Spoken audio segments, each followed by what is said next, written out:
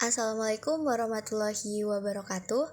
Hello everyone, my name is Fatia Joharatul Masnuna and I'm from TBI A class NIM 2401071110097.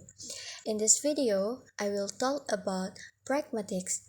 But before we are talking about pragmatics, I will explain about what is linguistic. Linguistics is the scientific study of language. It examines how language is structured, how it is used, and how it is learned. Linguistics help us understand how sounds, words, sentences, and meanings work together in communication. Jadi, linguistik adalah studi tentang bahasa. Nah, linguistik ini menjelaskan tentang bagaimana struktur dari bahasa, bagaimana bahasa tersebut digunakan, dan bagaimana bahasa tersebut dipelajari. Linguistik membantu kita untuk mengerti bagaimana suara, bagaimana kata, bagaimana kalimat, dan bagaimana makna yang bekerja secara bersamaan pada saat kita melakukan komunikasi.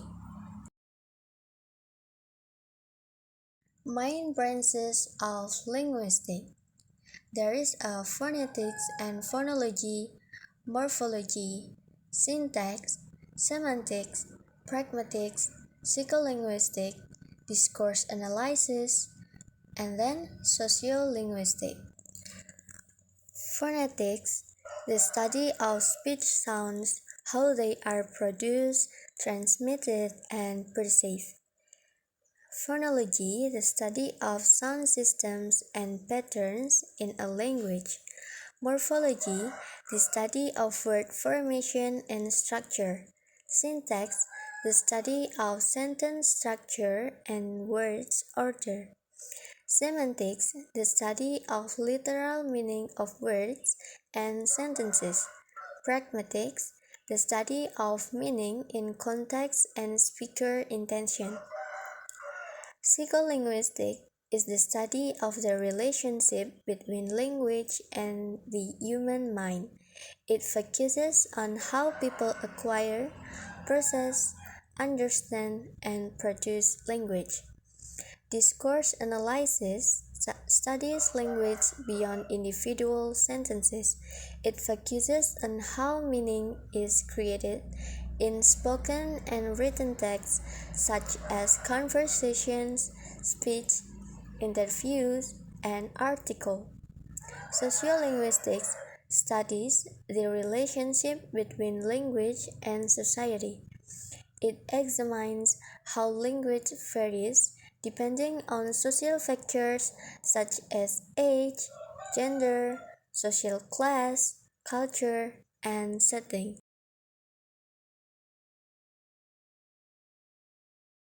Next, what is pragmatics? This is our main topic of today. Pragmatics is a branch of linguistics that studies the meaning of language based on its context of use.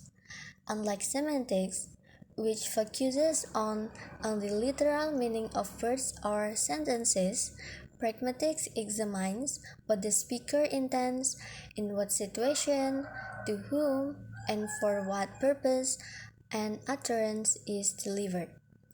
Jadi, pragmatik adalah salah satu cabang dari linguistik yang mempelajari tentang makna dari suatu bahasa berdasarkan pada konteks yang digunakan.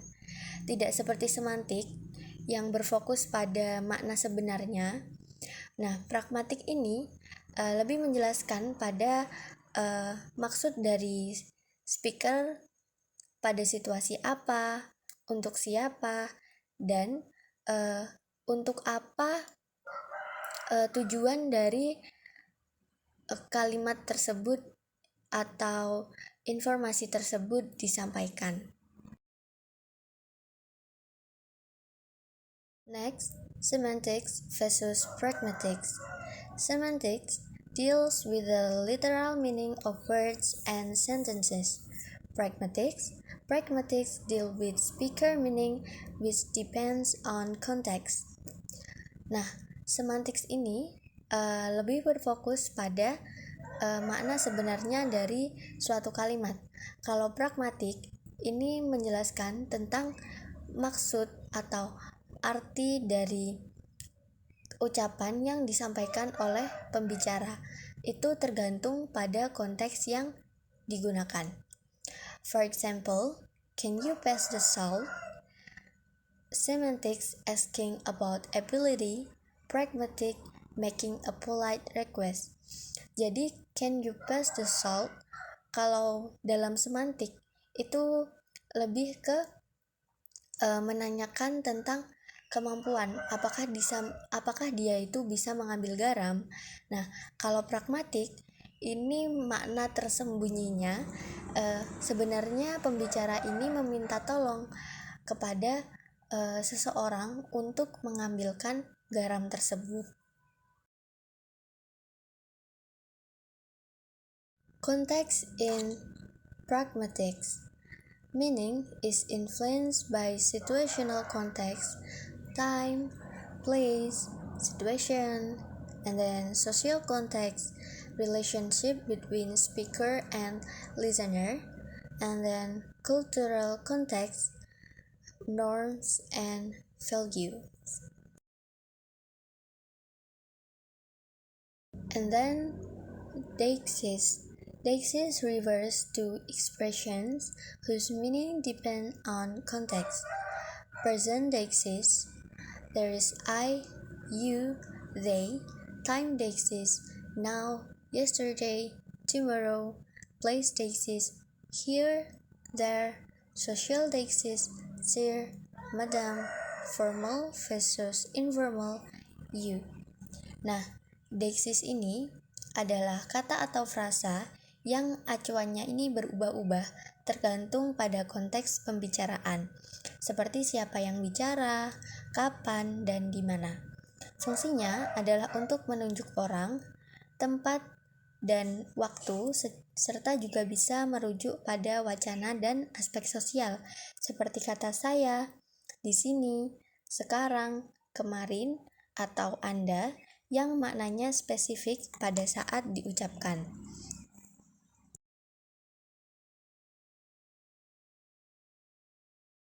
Next, speech acts. Speech acts are actions performed through language. Locutionary act, what is said. Illocutionary act, what is meant. Perlocutionary act, the effect on the listener.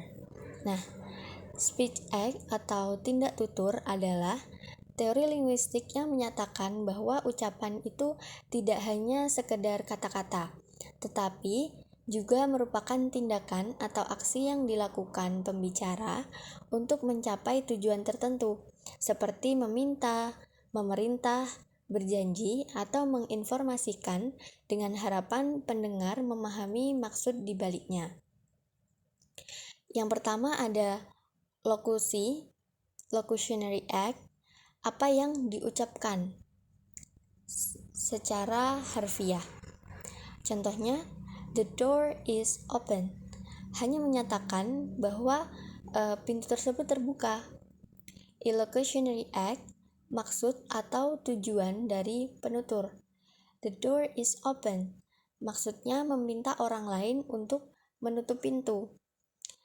Yang terakhir, perlocutionary act, dampak ujaran pada pendengar atau akibat dari ujaran tersebut kepada pendengar.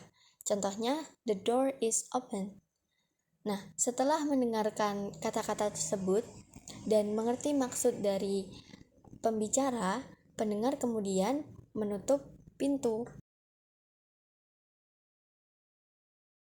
Conversational implicature. Implicature is implied meaning, not directly stated. For example, the first speaker asked, "Is the assignment easy?" And then the second speaker answered, "It's not too difficult." The implicature, it may still require effort. Nah, jadi pembicara pertama bertanya, Apakah tugas tersebut mudah? Lalu pembicara kedua menjawab, itu tidak terlalu sulit. Jadi maksudnya adalah tugas tersebut tidak terlalu sulit, artinya ada mudahnya tetapi tetap membutuhkan effort, usaha untuk mengerjakan tugas tersebut. Cooperative principle, quantity be informative, quality be truthful, relation be relevant, manner be clear. The cooperative principle says that speakers usually cooperate with each other in conversation to make communication effective and meaningful. This cooperation is guided by 4 conversational maxims. First, maxim of quantity, be as informative as required, not more and not less. The speaker should provide enough information to answer the question, but should not give unnecessary detail. Example, where are you from? I'm from Indonesia. This answer is appropriate because it gives sufficient information. Maxim of quality, be truthful. Don't say what you believe to be false or lack evidence for. Speakers should only say things they believe and true and supported by evidence. For example, did you finish the assignment? Yes, I submitted it this morning. The speakers tell the truth. Maxim of relation, be relevant. The speaker's response should relate directly to the topic of the conversation. For example, how was the exam? It was quite difficult. Last, maxim of manner. The maxim of manner states that speakers should be clear, brief, and orderly, and should avoid ambiguity and confusion when communicating. This maxim focuses on how something is said, not what is said. Even if the information is correct and relevant, communication can fail if it is expressed in a confusing way. For example, please submit the assignment by email before 5 p.m. today. This sentence is clear, specific, and easy to understand. Nah, yang pertama ini ada quantity, be informative. Nah, penutur ini harus memberikan informasi yang cukup untuk menjawab pertanyaan, tetapi tidak menambahkan detail yang tidak diperlukan. Selanjutnya, quality, be truthful. Jadi harus bersikap jujur dalam menyampaikan informasi. Jangan mengatakan sesuatu yang kamu yakini salah atau tidak memiliki bukti. Selanjutnya, relation, be relevant. Jadi harus bersikap relevan. Jawaban pembicara ini harus berhubungan langsung, harus sesuai dengan topik pembicaraan. Selanjutnya, yang terakhir adalah manner, be clear.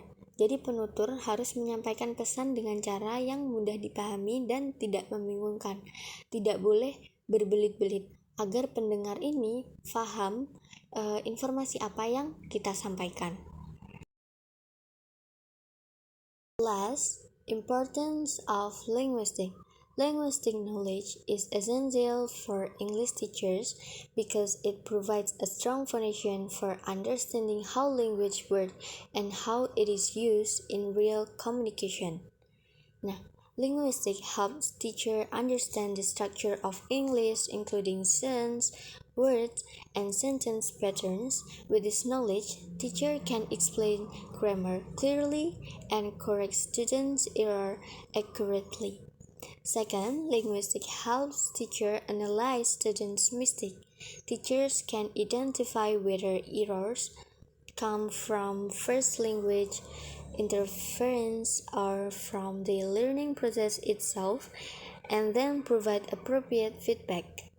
Third, linguistic knowledge supports effective communication through pragmatics and discourse analysis. Teachers can teach students how to use English appropriately in different contexts, such as formal and informal situations. Fourth, linguistic improve pronunciation teaching. Knowledge of phonetics and phonology helps teachers teach stress, intonation, and correct pronunciation. Linguistics increase teachers' professional confidence. Teachers who understand linguistics can answer students' questions more confidently and design better learning material. Linguistic knowledge enables English teachers to teach English more accurately, effectively, and meaningfully, helping students use the language successfully in real situations. So, that's all from me. I'm sorry for my mistakes. Thank you for your attention. I hope this material will help you understand pragmatics. Wassalamualaikum warahmatullahi wabarakatuh.